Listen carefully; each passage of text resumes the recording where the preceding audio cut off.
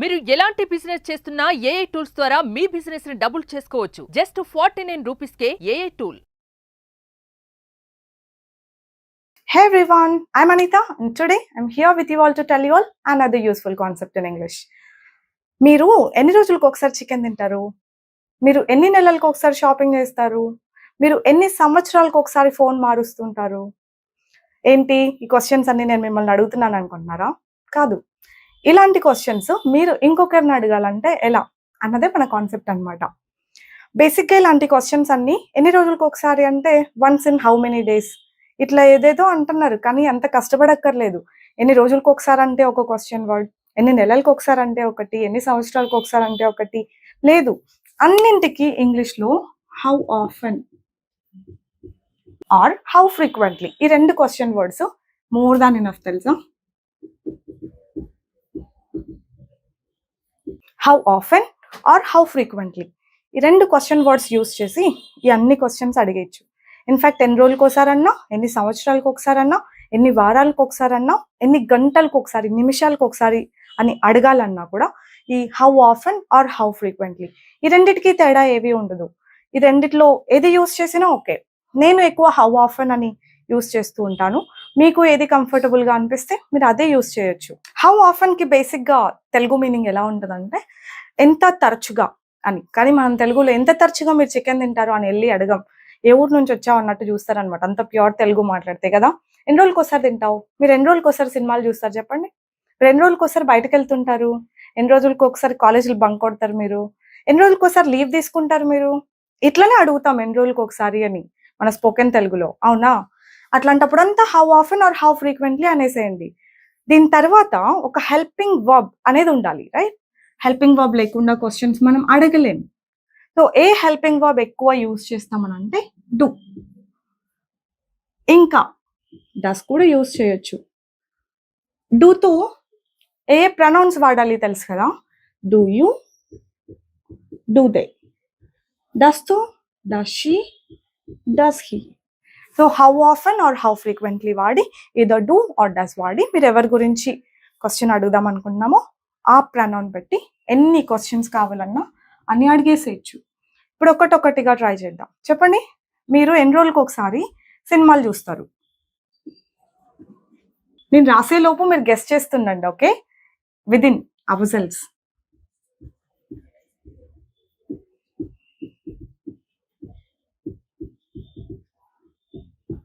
How often do you watch movies అని అడగాలి. How often do you watch movies, ఎంత తరచుగా మూవీలు చూస్తారు. చెప్పాను కదా ఎంత తరచుగా అని మనం తెలుగులో వాడమని.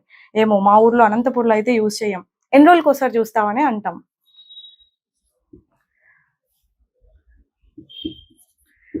నెక్స్ట్ క్వశ్చన్, మీరు ఎన్ని నెలలకు ఒకసారి షాపింగ్ చేస్తారు?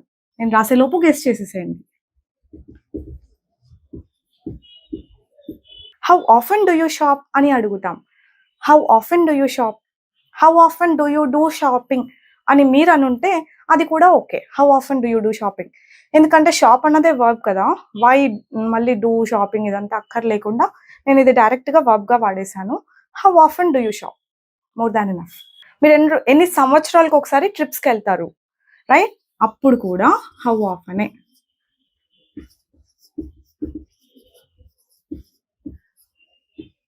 How often do you go on trips, ఇక్కడ ఒకవేళ ఆన్ మిస్ చేసుంటే ఖచ్చితంగా ట్రిప్స్కి, టూర్స్కి, పిక్నిక్స్కి, హాలిడేస్కి వీటికన్నిటికీ మనం ప్రిపోజిషన్ ఆన్నే యూజ్ చేయాలి.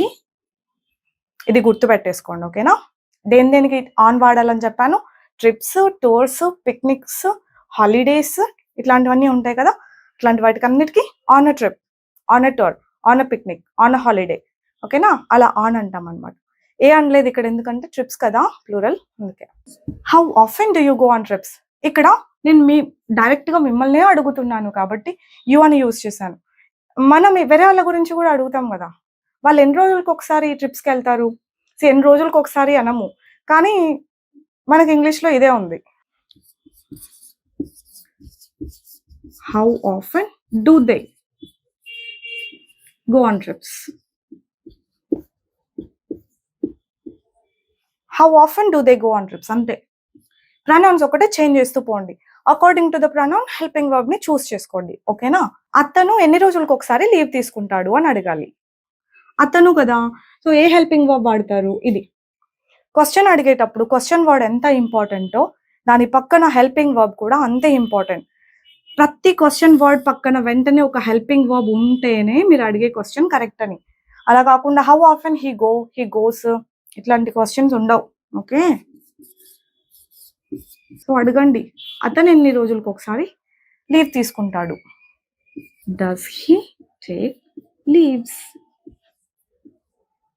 How often does he take leaves అని చెప్పాలి. ఆమె ఆర్ మీ అమ్మ ఎన్ని రోజులకు ఒకసారి చికెన్ వండుతారు ఆర్ బిర్యానీ వండుతారు? హౌ ఆఫెన్, అమ్మగారు అంటే సింగులర్ కదా, right? Does she, does your mom. How often does your mom cook biryani? Okay, how often does your mom cook biryani అని అడగాలి. ఇంకా మీ అమ్మ ఎన్ని రోజులకు ఒకసారి క్లీన్ చేస్తారు ఇల్లు? మీ అమ్మగారు ఎన్ని రోజులకు ఒకసారి, మీ నాన్నగారు ఎన్ని రోజులకు ఒకసారి మీకు పాకెట్ మనీ ఇస్తారు? ఇలాంటి క్వశ్చన్స్ అన్నీ ఇలాగే అడగాలి. How often does your dad give you pocket money? మీ అమ్మగారు ఎన్ని రోజులకు ఒకసారి ఇల్లంతా క్లీన్ చేస్తారు? How often does your mom clean the old house అని చెప్పొచ్చు. రాయమంటారా? మీరు రాసుకోండి. ఇన్ఫాక్ట్ ఇంకెన్నైనా ఇలానే జస్ట్ వర్బ్ ఒకటే చేంజ్ చేస్తాం అంతే. ఈ వర్బ్ చేంజ్ చేస్తూ ప్రొనౌన్స్ చేంజ్ చేసుకోండి according to the situation. Do డజా ప్రొనౌన్ ని బట్టి డూనా డజా అని పెట్టుకుంటూ చాలా క్వశ్చన్స్ మీరు ఈరోజే ప్రాక్టీస్ చేసేసేయండి. ఓకేనా? ఇంకా మనం ఇక్కడ షుడ్ కూడా యూజ్ చేయొచ్చు. షుడ్ విత్ ఐ, ఎక్కువ ఐఏ వస్తుంది. So how often should I అని అంటే నా గురించి నేను క్వశ్చన్ అడిగినట్టు అనమాట. లెట్స్ సే నాకు దెబ్బ తగిలింది అనుకోండి. ఓకే, నేను డాక్టర్ దగ్గరికి వెళ్ళాను. డాక్టర్ నాకు టాబ్లెట్ ఇస్తాడు. నేను ఈ టాబ్లెట్ ఎన్ని గంటలకు ఒకసారి వేసుకోవాలి అని అడగాలి. ఎన్ని గంటలకు ఒకసారి ఇక్కడ అయినా కూడా నేను how often should I take the tablet అని అడగాలి. ఓకే, ఎన్ని గంటలకు ఒకసారి అని అడగాలన్నా కూడా how often should I take the tablet.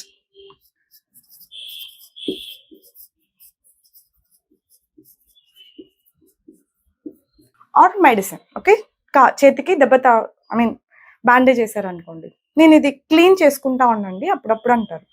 ఎన్ని రోజులకు ఒకసారి క్లీన్ చేసుకోవాలి ఆర్ ఎన్ని గంటలకు ఒకసారి క్లీన్ చేసుకోవాలి? Same question, how often should I clean it? Should I నా గురించి నేను అడుగుతున్నాను, రైట్? సో అందుకనేసి అనమాట క్వశ్చన్ ఇలా ఉండాలి. అప్పుడు how often should I change it? How often should I clean it? How often should I visit you? Should I contact you? Contact అనొద్దండి, విజిట్ అనొచ్చు, కన్సల్ట్ అనొచ్చు. How often should I consult you? ఎన్ని రోజులకు ఒకసారి మిమ్మల్ని consult అవ్వాలి? ఎన్ని రోజులకు ఒకసారి చేంజ్ చేసుకోవాలి? ఎన్ని రోజులకు ఒకసారి క్లీన్ చేసుకోవాలి? ఎన్ని గంటలకు ఒకసారి మెడిసిన్ వేసుకోవాలి? ఇలాంటి నా గురించి నేను క్వశ్చన్స్ అన్ని ఇలా అడగొచ్చు. ఓకేనా? ఎక్కువ డూ, డస్, షుడ్ యూస్ చేస్తాం. ఇవి యూస్ చేస్తాం అన్నాను కదా అని ఇంకేవి యూస్ చేయమని కాదు, ఎక్కువ ఇవి యూస్ చేస్తాం. ఓకే కదా అండి? ఇంక ఇప్పటి నుండి ఎన్ని రోజులకు ఒకసారి అంటే once in how many days, ఎన్ని నెలలకు ఒకసారి అంటే once in how many months, ఇలా మాత్రం అడగొద్దు. యాజ్ ఐ సెడ్, నాకు ఎక్కువ హౌ ఆఫెన్ కంఫర్టబుల్ గా ఉంటుంది కాబట్టి నేను ఇదే యూస్ చేస్తాను. మీరు హౌ ఫ్రీక్వెంట్లీ అని కూడా యూస్ చేయొచ్చు, మీనింగ్ అస్సలు చేంజ్ ఉండదు, ఏది యూస్ చేసినా okay. And some people say how often, అది రాంగా అంటే రాంగ్ ఏం కాదు, అది కూడా కరెక్టే. హౌ ఆఫెన్ అనొచ్చు, హౌ ఆఫ్టెన్ అనొచ్చు, హౌ ఫ్రీక్వెంట్లీ అనొచ్చు, అంతే. ఇంకా ఏది పడితే అది అనకూడదు, ఈ మూడింట్లో ఏదన్నా అనండి. All right, I'll see you all next time with another concept. Bye bye, take care.